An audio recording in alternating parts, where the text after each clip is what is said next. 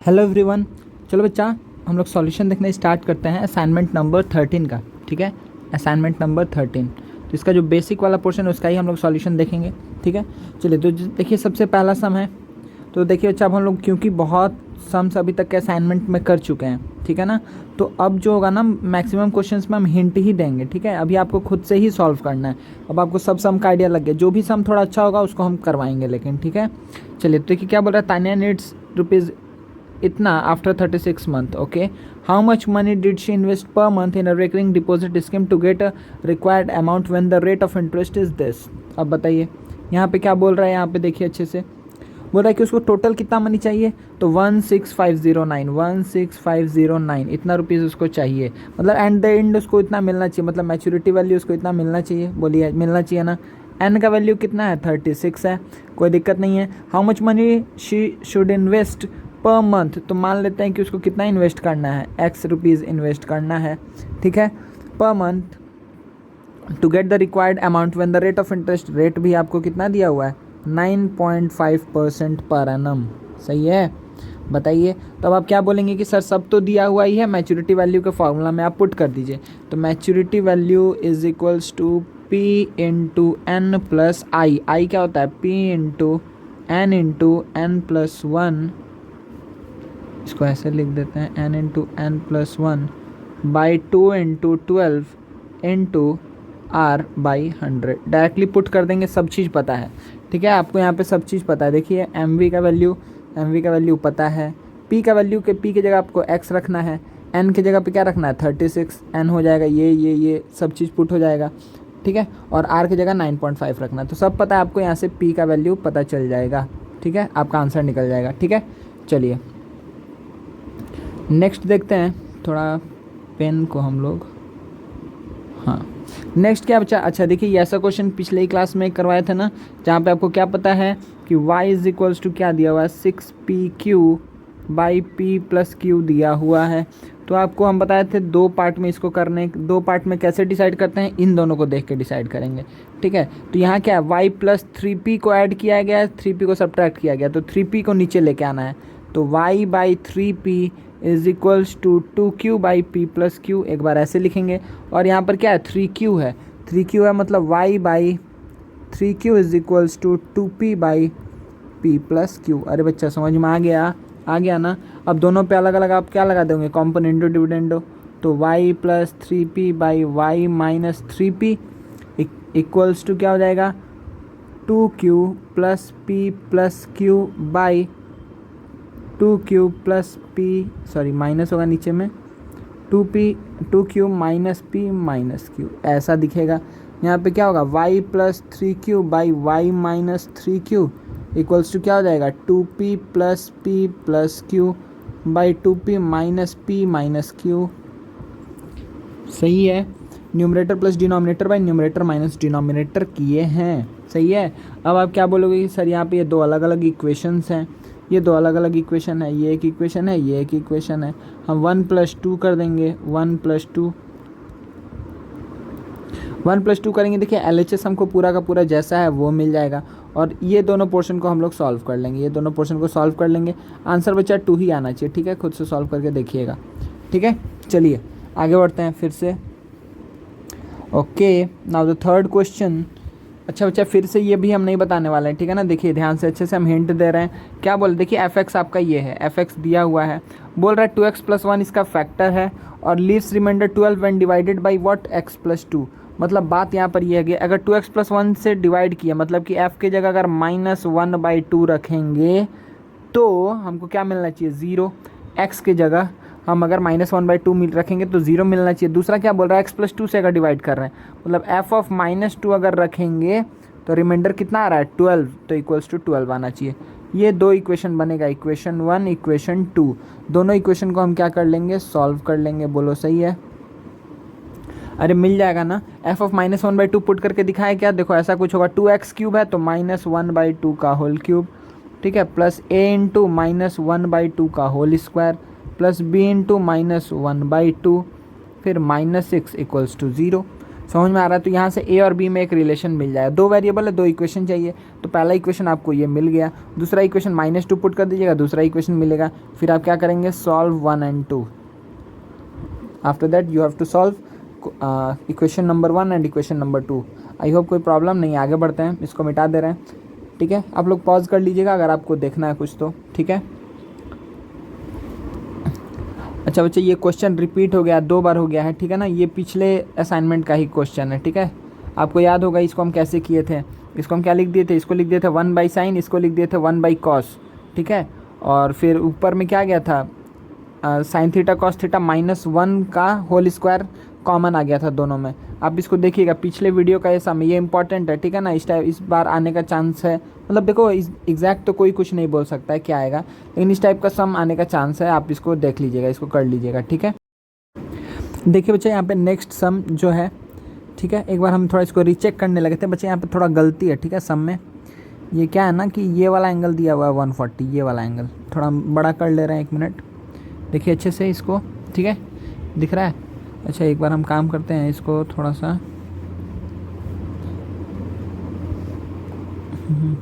देखो, इसको मिटा दो, ये 140 नहीं है यहाँ पे, ठीक है, ये 140 नहीं है, इस बात का ध्यान रखना, ये 140 नहीं है, ठीक है। 140 क्या दिया हुआ बच्चा आपको, 140 क्या दिया हुआ है, 140 आपको ये दिया हुआ है, ये वाला एंगल, ये है 140।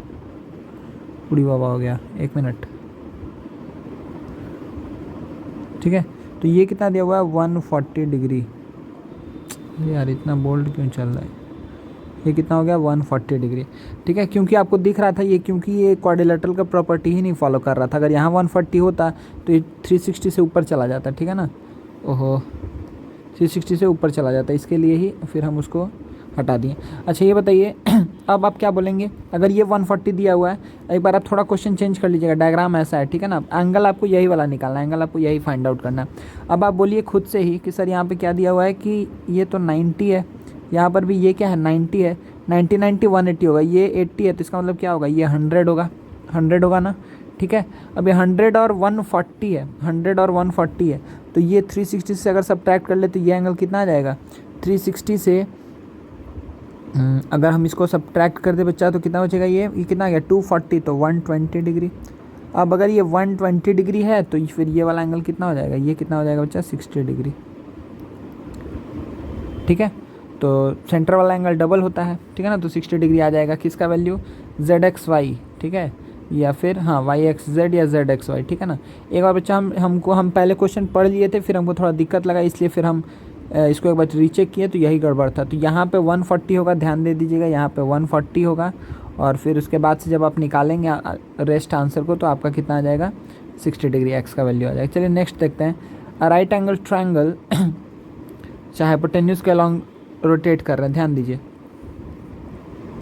इसमें क्या है बच्चा, इसमें देखो अच्छे से, ये वाला सम हम बताए भी थे, ये वाला एक बार बता दे रहे हैं, आपके बुक के एग्जाम्पल में आपको मिल जाएगा। देखिए ध्यान से, इसमें क्या काम करना है आपको, ये हो गया आपके पास, अब इसमें ये ऐसे राइट एंगल ट्रायंगल है, थोड़ा बड़ा ऐसे बना दे रहे हैं, नहीं तो फिर आप लोग फिर कंफ्यूज होंगे, ठीक है, अलग अलग साइड लेंथ,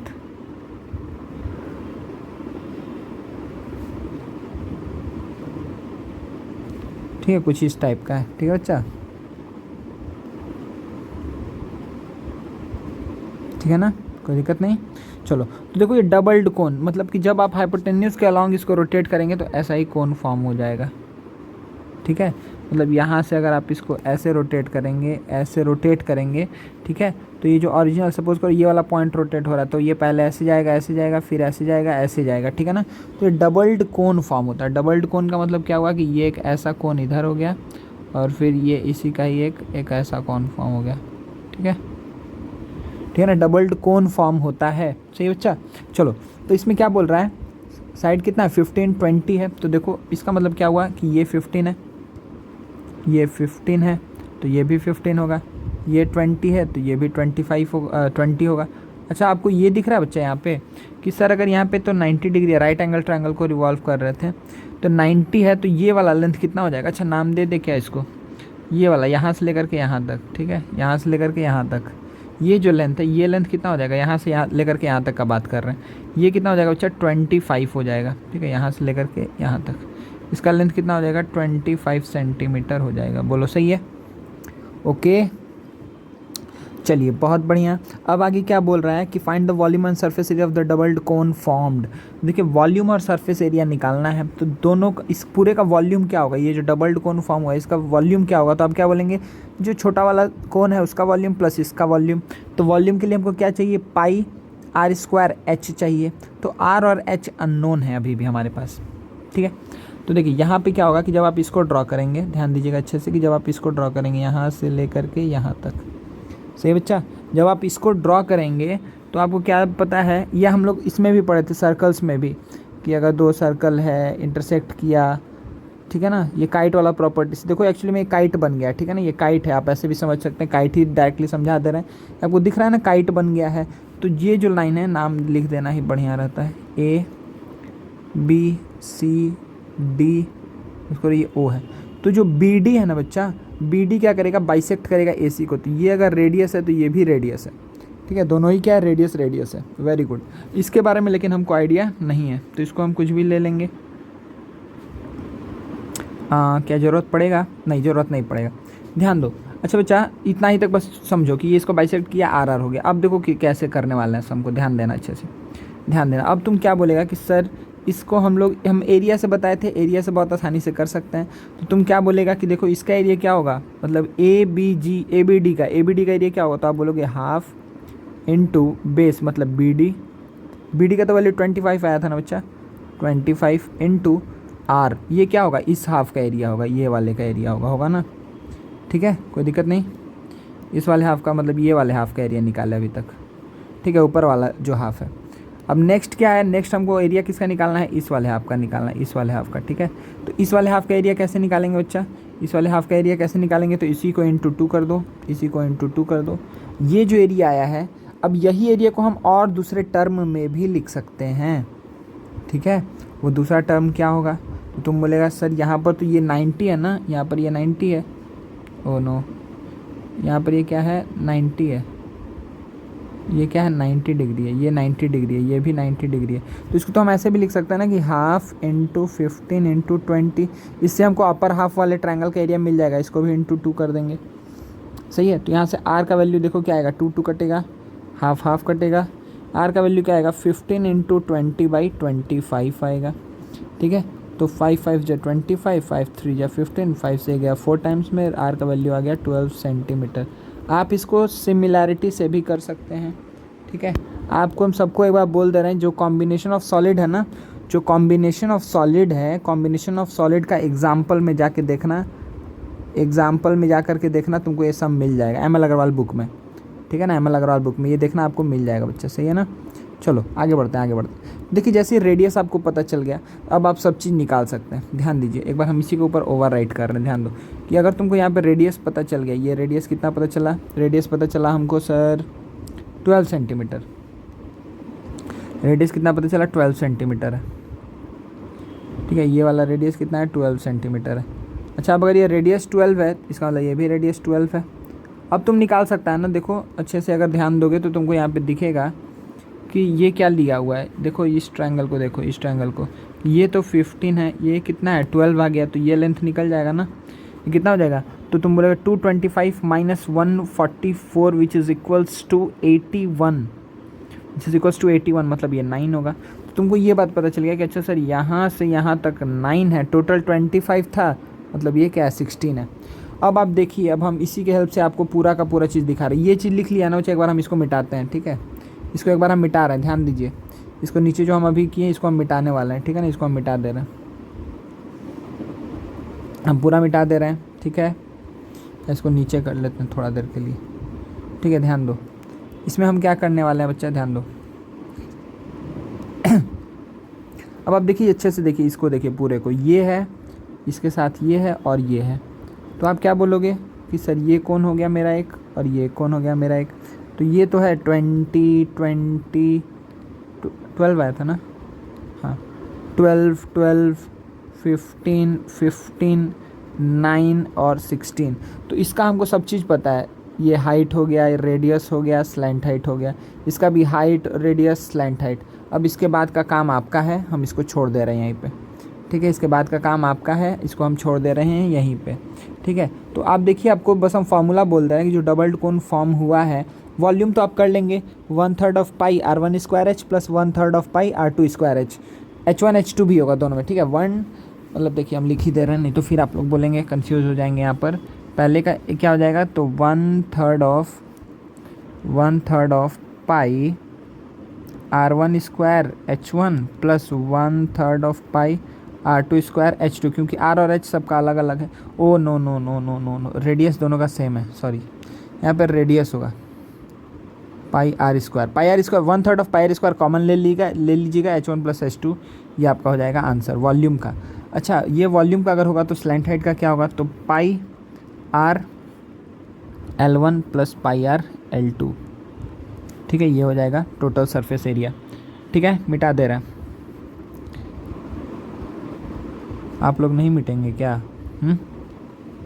आप लोग नहीं मिटेंगे, मिट जाइए। चलो, तो ये भी हो गया, चलिए, अच्छा सम था, ठीक है ना। अरे ये बेसिक बोले थे, लेकिन ये तो अच्छा सम है। अब थोड़ा अच्छा ही सम आएगा, ठीक है बच्चा। अब क्योंकि जो भी है हम कोशिश कर रहे हैं कि अब ऐसा बेसिक वोसिक बोल करके अब अधिक बहुत नहीं रहा, लेकिन फिर भी इसमें ऐसा चीज़ डालेंगे जिसमें हम आपको कुछ थोड़ा सिखा पाएँ। चलिए, x = -4 is the root of the quadratic equation this, इसका ये x = -4 रूट है। तो तुमको क्या पता, अगर रूट है तो LHS = RHS आना चाहिए पुट करने के बाद। तो -4 का whole square plus 2 into -4 plus 4p = 0 है। तो 4p का वैल्यू कितना आ जाएगा बच्चा, ये हो जाएगा 16 - 8, मतलब बचेगा 8 - 8, p का वैल्यू -2। कोई क्या गड़बड़ कर दिए, 16 प्लस -8, ठीक है भाई, कितना गया, 8 बचेगा, 8 plus 4p 0, 4p -8 -2, very good. p का वैल्यू आ गया। तो find the value of k for which the equation has equal roots. अब बोल रहा है कि ये जो इक्वेशन दिया हुआ है x² प्लस p इंटू है ना, नहीं px है, 1 + 3k और प्लस 7 इंटू 3 + 2k = 0, इसका क्या होना चाहिए, इक्वल रूट्स होना चाहिए। तो तुमको क्या पता है कि सर हम लोग तो निकाल चुके हैं किसका वैल्यू, p का वैल्यू। तो यहाँ क्या पुट कर दिया, -2, तो ये -2x हो गया। जो प्लस px था, p की जगह -2 पुट करेंगे तो क्या हो जाएगा, -2x हो जाएगा। अब इसके आगे तो आप लोग खुद से कर लेंगे, इतना चालाक तो आप लोग हो ही गए हैं, इतने बड़े तो हो ही गए हैं। तो आप क्या बोलेंगे, सर इक्वल रूट है तो k का वैल्यू निकालना है, तो b², तो 2 इंटू 1 + 3k, x को भी मत ले लेना, -2 इंटू, ठीक है, स्क्वायर करने वाला है, तो b² -4 into a into 7 into 3 + 2k, ये इक्वल्स टू क्या हो जाएगा, 0। अब इसकी यहाँ से आपको k का वैल्यू निकालना है, ठीक है, फाइंड k, ठीक है ना, इसको आप कर लीजिएगा खुद से, ठीक है। p का वैल्यू निकाले, p पुट किए तो क्वाड्रेटिक मिल गया। अब उसमें एक वेरिएबल है, एक वेरिएबल के लिए एक इक्वेशन फॉर्म करना है। वो इक्वेशन क्या है, b² - 4ac क्या होना चाहिए, 0 होना चाहिए फॉर इक्वल रूट्स। कोई दिक्कत नहीं होना चाहिए, हम आगे बढ़ रहे हैं।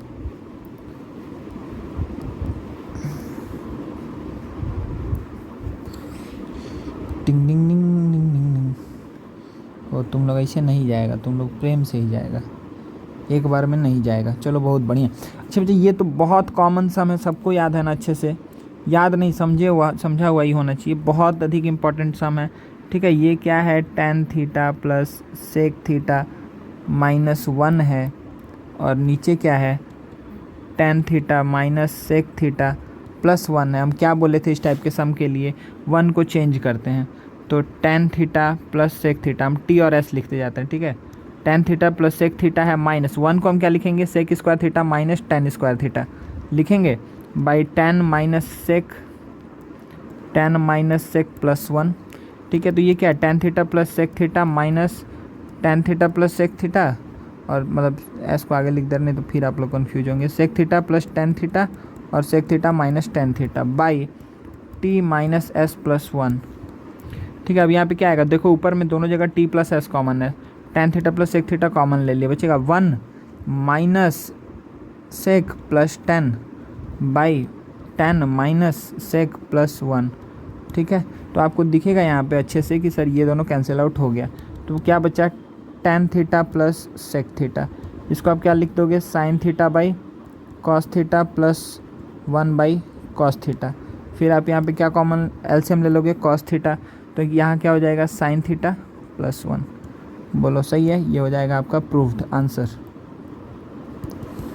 ठीक है बच्चा, तो इसमें इंपॉर्टेंट बात क्या है, इंपॉर्टेंट बात कुछ नहीं है, बस यहाँ पे याद रखिएगा tan सेक और 1 में आता है तो 1 को चेंज कर देते हैं, कोसेक कॉट और 1 में आता है तो भी 1 को चेंज कर देते हैं, और साइन कॉस और 1 का कॉम्बिनेशन आता है तो उसको पहले tan सेक में कन्वर्ट करते हैं या कोसेक कॉट में कन्वर्ट करते हैं बाई डिवाइडिंग साइन थीटा और कॉस थीटा। ये इंपॉर्टेंट टाइप है, हम बार बार क्लास में बताए हुए हैं। ठीक है, आई होप आप लोग को पता होगा। मिटा देते हैं, चलिए, तो ये हो गया ना। अच्छा, now the last one, find the ratio is line segment joining the point this is divided by the x axis. अब बोलो, फिर से वही बात आ गया भाई, एक्स एक्सिस का बात बोल दिया तो तुम खुश हो गए कि पॉइंट क्या है 3,-3, दूसरा पॉइंट क्या है -2,7। ठीक है, find the ratio is the line segment joining the point this and this is divided by x axis. अब इसको एक्स एक्सिस से डिवाइड होना है तो एक्स एक्सिस मान लेते हैं कि कहीं पे भी डिवाइड करें वहाँ पे कोऑर्डिनेट क्या होगा, x,0। ठीक है, एक्स एक्सिस अगर डिवाइड कर रहा है तो x,0 होगा। ये पहला चीज़ आपको पता होना चाहिए, और दूसरा चीज़ रेशियो मानना पता होना चाहिए। तो ये पहला चीज़ आपको जो पता होना चाहिए, और फिर रेशियो आप क्या मान लीजिए, k:1। सॉरी, तो रेशियो को क्या मान लिए, k:1 मान लिए। k:1 जैसे ही माने बच्चा, तब आपके दिमाग की घंटी बजी और आपने बोला सर रेशियो निकालने के लिए हम 0 का यूज़ करेंगे। 0 मतलब कि y का, तो y is equals to my2 plus ny1 by m plus n, मतलब कि k+1। बोलो सही है। तो तुम क्या बोलेगा, इसलिए सर 0 लिए थे ना कि क्रॉस मल्टीप्लाई होकर 0 हो जाएगा, और 7k - 3 equals to 0, k is equals to 3/7 होगा। मतलब रेशियो क्या हो गया, 3:7। तो k का वैल्यू आपको जीवन में पता चल ही गया, तो अब x के हेल्प से आप कोऑर्डिनेट भी निकाल लेंगे। तो x इज इक्वल्स टू क्या होगा, mx2। तो देखिए अब रेशियो क्या हो गया, k:1 था, k:1 मतलब कि 3:7 था। ओके, तो mx2 प्लस n मतलब 7x1 by m plus n, बोले तो 10। तो x का वैल्यू कितना हो जाएगा, -6 प्लस 21/10, तो कितना हो जाएगा 15/10, मतलब कि कितना आ गया 3/2। सही है, कोई दिक्कत नहीं है आंसर में। ठीक है, सब समझ में आ गया, कोई दिक्कत नहीं है। तो ये इसमें 2 बात आपको पता होना चाहिए था कि जब बोल रहा है डिवाइडेड बाई एक्स एक्सिस, जब भी बोलेगा डिवाइडेड बाई एक्स एक्सिस तो आपको पॉइंट क्या लेना है भाई, तो x,0 divided by y axis 0,y, ratio क्या मानना है हमेशा k:1। ये सारा चीज़ आपको पता होना चाहिए। ठीक है, चलिए, तो थैंक यू वेरी मच। फिर हम लोग मिलते हैं नेक्स्ट असाइनमेंट के सॉल्यूशन में। टाटा, बाय बाय।